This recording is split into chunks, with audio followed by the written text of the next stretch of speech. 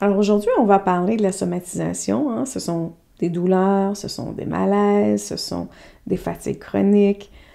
Vous savez, vous connaissez tous vos diagnostics sans diagnostic, qui n'ont pas forcément d'explications médicales qui sont claires, mais qui viennent d'un système nerveux qui est épuisé, qui est stressé, d'un corps qui en a beaucoup trop encaissé au travers de sa vie. Et j'ai envie de vous dire que si vous avez à apprendre à apaiser votre système nerveux, à mieux comprendre vos réactions physiques, à retrouver un peu plus de confort dans votre corps, j'ai un programme qui s'appelle Soigner les traumatismes de l'enfance. Il est conçu pour ça. Et actuellement, vous pouvez utiliser le code 50STE, 50STE, pour obtenir 50% de rabais sur son prix régulier parce que je suis en train de créer la version 2 de ce programme. Et vous aurez aussi accès à la version 2 dès que vous achetez la version 1, mais dès que ce sera prêt. Donc, c'est quoi la somatisation exactement? Ben, c'est quand le stress qui est jamais vraiment réellement exprimé, même on pourrait peut-être dire le stress émotionnel, le stress de toutes sortes, qui est non exprimé, non traité, qui reste accumulé dans le corps finalement, va s'inscrire dans le corps sous une forme de symptômes physiques. Hein, c'est pas dans votre tête, c'est vraiment pas imaginaire, pas du tout.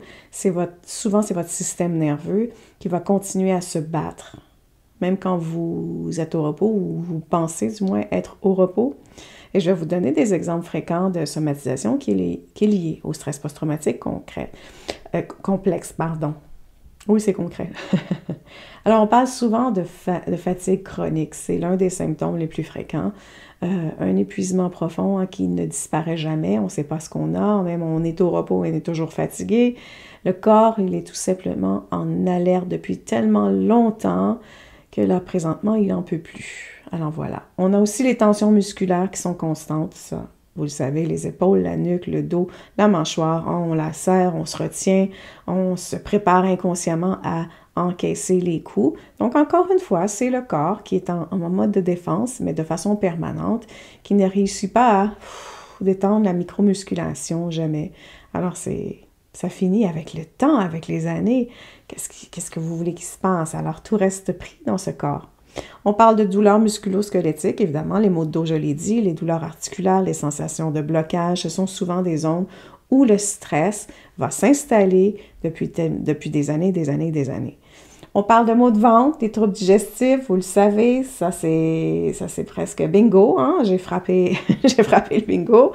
Le stress chronique va perturber la digestion parce que vous allez avoir des ballonnements, vous allez avoir la diarrhée, vous allez avoir de la constipation au contraire. Vous pouvez aussi avoir le syndrome du côlon irritable. Oui, on est souvent diagnostiqué avec ça quand on vit avec du stress depuis si longtemps.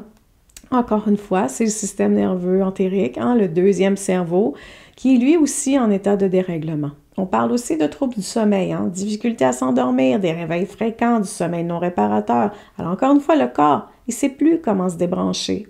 On parle de tachycardie, de sueur, de vertige, de crise de panique physique. Alors, il n'y a pas de danger réel, mais le corps, lui, il est comme toujours prêt à réagir. Hein? C'est comme s'il était attaqué pour n'importe quelle raison. Et là, le cœur s'emballe, la respiration va se couper, la transpiration va augmenter. Alors, ça ne cesse jamais. On peut avoir des troubles hormonaux aussi. Hein? Chez certaines personnes, on observe des irrégularités menstruelles, des troubles thyroïdiens, voilà, je l'ai dit, ou même une baisse importante de libido. Bon, le corps va ralentir ou dérégler certaines fonctions pour générer la survie, hein? Gérer cette survie constante. Alors, pourquoi le corps, il réagit comme ça? Bien, parce que le système nerveux, il est conçu pour faire face à des pics de stress ponctuels, une menace, un conflit, un danger réel. Et ensuite, qu'est-ce qu'on fait? Bien, on retourne au calme. C'est tout à fait normal. Ah, c'est comme un bouton d'alerte. Hein? On se dit, bien, il faut qu'il s'active, il faut qu'il se passe quelque chose. Je dois faire quelque chose pour fuir, peu importe ce que c'est. Donc, je dois réagir. Mais ensuite, ce qu'il fait, c'est qu'il va s'éteindre une fois que le danger, il est passé. Dans le stress post-traumatique complexe, mesdames et messieurs, ce bouton d'alerte ne va jamais s'éteindre, il est constant. Alors pourquoi? Bien parce que le danger a été constant depuis si longtemps c'est comme si on avait intégré ceci en nous. Hein. Il n'y a pas eu de pause, jamais, ou presque jamais. Et quand on vit des menaces, du rejet, de l'humiliation, de la négligence pendant des mois, en fait, je devrais dire probablement pendant des années, et des années, et des années, un après l'autre, sans arrêt, différemment exprimé, Et surtout dès l'enfance, ben, le système nerveux il s'est développé comme ça. Alors il reste coincé dans ce mode de survie. C'est ce qu'il a appris à faire. Il ne sait plus comment revenir au repos. Et donc oui, il y a des conséquences. Le corps va s'adapter. Mais il y a un coût énorme à ça. Et donc, il y a des sacrifices à faire. Ce qui est non urgent, les fonctions qui sont non urgentes, pas besoin. Parce que lui, sa priorité, c'est de rester en vie, pas de bien fonctionner. C'est pas son but. N'est-ce pas? Quand il y a une auto, quand on risque de se faire frapper par une auto, merci mon Dieu de ne pas penser à mon petit orteil qui me fait mal aujourd'hui, c'est pas important. Alors, ben, c'est la même chose avec le stress complexe, parce que c'est constant, c'est répétitif. Alors oui, les hormones du stress, on pense au cortisol, on pense à l'adrénaline. Ben, tout ça, c'est censé nous aider à réagir rapidement quand il y a une urgence, quand on veut se faire frapper, quand on risque de se faire frapper par une voiture, enfuir, se battre, ou bien figer, faire semblant qu'on est mort, peu importe ce qu'on fait. Mais oui, ça, c'est normal. Mais quand elles sont sécrétées, et sécrétées, et sécrétées, et encore, et encore, et encore, donc on continue, c'est complètement déréglé. Alors, c'est déréglé à l'intérieur de nous. L'équilibre n'existe plus. Alors, qu'est-ce qui se passe? Ben, le sommeil. Ben, ça devient difficile. Parce que le cerveau, qu'est-ce qu'il fait? Il est en alerte. On ne peut plus se débrancher normalement. On dort mal, on se réveille épuisé, on fait des cauchemars, on n'arrive tout simplement pas à s'endormir. C'est normal. Que pensez-vous? On pense à la digestion. Ben oui, ça va ralentir parce que ça presse pas, là. On ne s'occupe pas de ça, là. Hein? Et là, ça devient chaotique. Alors, quand le système nerveux pense qu'il est en danger, il va couper l'énergie aux fonctions digestives et donc le résultat, les ballonnements, les maux d'estomac, l'intestin irrité, nausées, etc. On pense au système immunitaire aussi. Hein? Qu'est-ce qui arrive? Ben, il s'affaiblit parce qu'il est surchargé. Hein? Il est moins efficace à ce moment-là parce qu'on tombe plus souvent. Pas parce que, mais on va tomber plus souvent malade et on va récupérer beaucoup plus lentement. Il va y avoir de l'inflammation qui va s'installer, tout ça. J'ai envie de vous parler aussi de votre mémoire. Oui, il y a des impacts sur la mémoire. Hein? Le cerveau qui est tellement occupé à gérer l'hypervigilance, qui gère tout, les regards, les autres, les relations, le ton, le toucher. Il est toujours en train de se questionner sur ce qui se passe. Donc, oui, pourquoi stocker ce qui est important? Pourquoi stocker l'information, la retenir, l'organiser, organiser mes souvenirs, les nouveautés correctement? Pas besoin de faire ça. Donc, on oublie, on se sent confus, on a du mal à se concentrer, par exemple. Ce sont des façons dont la mémoire est touchée.